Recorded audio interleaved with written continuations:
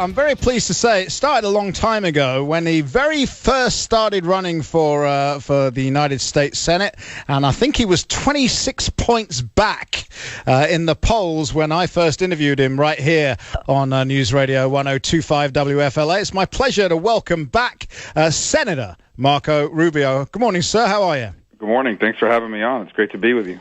My pleasure. You remember those days when no one gave you a shot?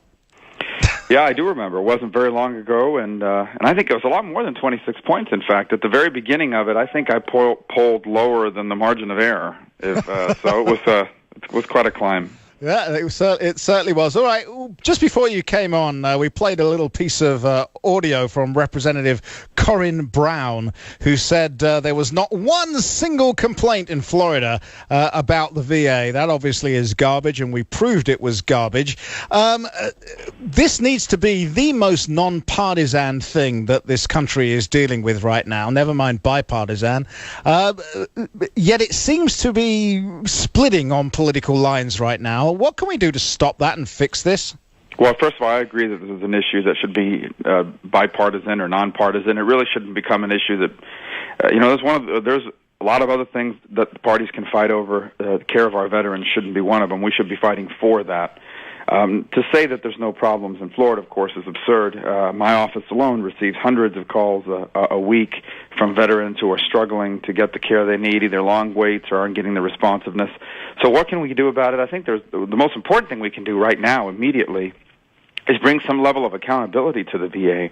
Right now, the VA secretary or the new secretary, whenever we have one in place, if you identify some sort of senior executive who isn't doing their job, say running a VA hospital, you can't fire them. You have no power to go in and just fire them. And a couple weeks ago, we saw the military come in and get rid of somebody who was running a hospital within their ranks very quickly because they weren't doing their jobs. There's absolutely zero accountability here. You are likelier to receive a promotion or a bonus than you are to get fired for incompetence. It is. It's a crazy situation. It really is. And of course, Harry Reid in your Senate chose not to take up the House bill that would have made it easier. Instead, wanted to rename the Washington Redskins just before Memorial Day. Yeah. We tried. The House has passed the bill. We tried before we left for the Memorial Day recess to pass it. Came to the floor, did this thing called unanimous consent, which basically means if every senator agrees, it passes, and that thing would have become law and gone straight to the president. Unfortunately, the chairman of the committee, at the direction of Senator Reid and the Democratic leadership, stood up and blocked it. Now, there's some signs that they might be willing to do an accountability bill of some sort. We haven't seen the final details of it. We're hoping that we can get back this week and get that done. I hope so as well. You talked about new secretary. I spoke to Mitt Romney on Friday, and I asked him if he was interested. Weirdly, he said he wasn't qualified, and then gave us a step-by-step guide on how to fix it. It was a very strange interview. But I'm wondering, because one of the things Mitt Romney said to me is, he said, we need someone who knows how to run a hospital system. And that immediately brought to mind Florida Governor Rick Scott. Should we be tapping him? Well, I don't think President Obama is going to pick Governor Scott unless he's trying to pave the way for someone to win the election here in Florida for governor. But I think if you look at that advice that Mitt Romney gave, that's exactly right. I mean, at its core, what the VA is a system of care, and it's not just a hospital system. I mean, it has a series of other functions that it provides in terms of allowing people to receive the care that they need. But in essence, bringing someone on board who understands that and can bring effectiveness, a quality of care to this. Obviously, you want efficiency, but the goal here, unlike a private entity, is not to make a profit for the shareholders. The goal here is to provide high-quality care at the best available price so that you can provide more care to more people. So I definitely think we need to bring someone in that has experience running a healthcare system, especially one that provides high quality of care. So certainly, I mean, Governor Scott would be qualified to do that. I think he's got a pretty important job right now. You don't think your old adversary Charlie Crist is on the phone to the president now saying, "Hey, get rid of this guy, so I've got a cleaner run"? Who knows? I mean, I doubt it, but those guys are capable of anything. But I think Rick Scott's going to win this race. He's going to obviously he's not going to be the Secretary of the VA, nor is he going to leave the governorship to do that. He's got a job to finish, and he's going to stick around here and do that. He's going to win, and I believe people are going to be shocked by how comfortably he has the potential of winning by the end of this campaign here in Florida. We're in the middle of a conversation with Florida Senator Marco Rubio. We've got plenty to discuss with him. We've already dealt with the VA. We're going to get into the president once again breaking the law. The administration not even hiding from the fact that they broke the law. First of all, no one is unhappy about the fact that an American is back with his family and back in the United States. Obviously, that's a great outcome. But we have to look at the process by which this happened, because it has implications for other servicemen and women.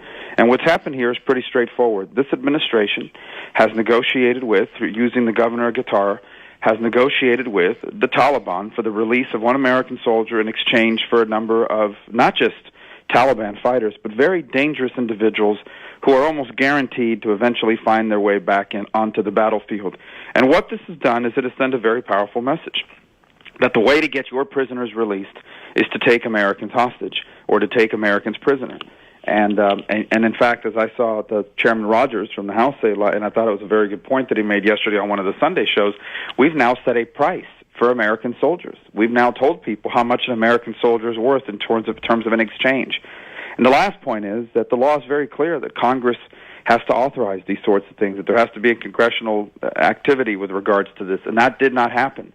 So again, the president ignores the law and simply acts in the way that he wants. I mean, there's supposed to be a 30-day notice to Congress. That's in the law that he signed, 30-day notice before anyone's released from Guantanamo. Now, if you accept what they're saying, which was we had to act immediately, that still doesn't excuse the fact that Congress wasn't told in advance. I'll even give them, well, we couldn't tell you 30 days in advance because this all happened very fast. Well, you could have told us before you did it. And they didn't do that. They chose to ignore the law. Even Reuters, Senator, which is not known for its conservative leanings, has said that the 5 we've released are extremely dangerous people who Afghan officials say they fully expect will rejoin the battle. Yeah, I think that's the bigger point to make is you didn't release, the janitor, the software designer, the website designer for the Taliban. You released 5 extremely dangerous, committed fighters who are going to, at some point, wind up right back in the battlefield.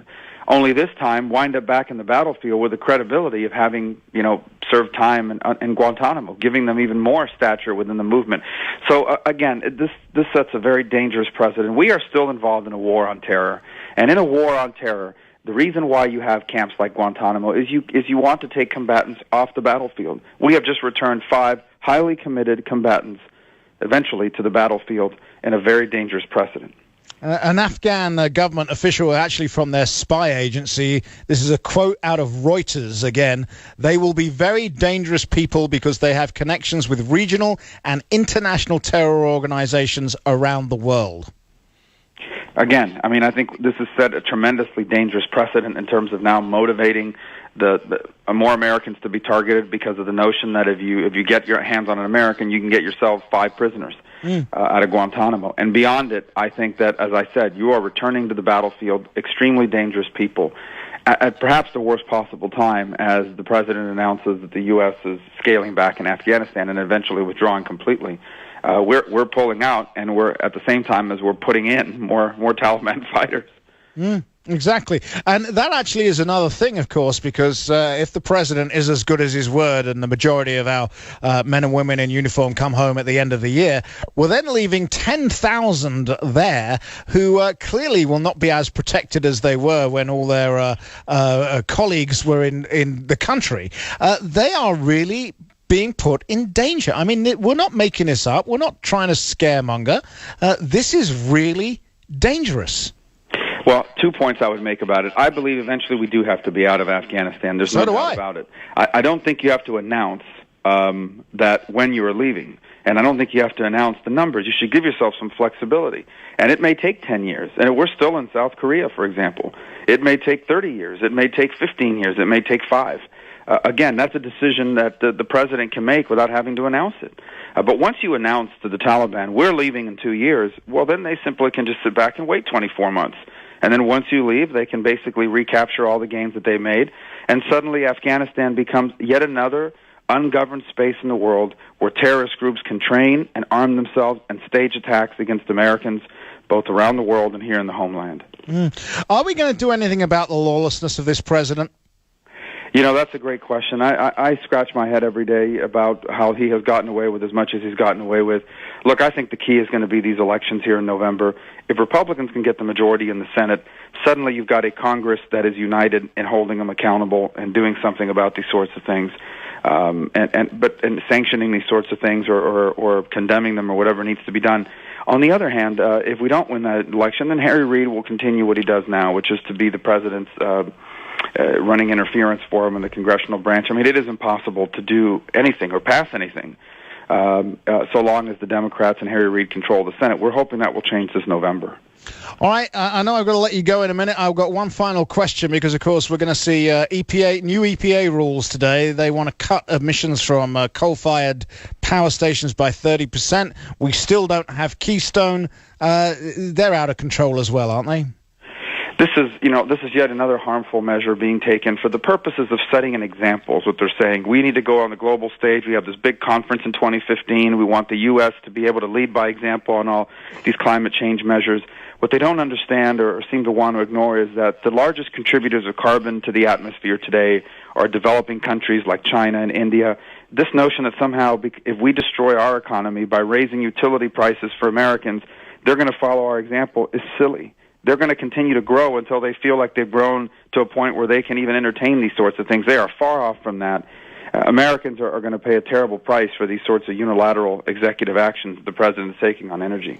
And you're absolutely right. I mean, this year, if you throw in Brazil and Russia, they're going to build 1,000 coal-fired power stations this year. And we're told it's global warming, which means it doesn't stop at our borders. There's nothing we can do about it unless the world is on board.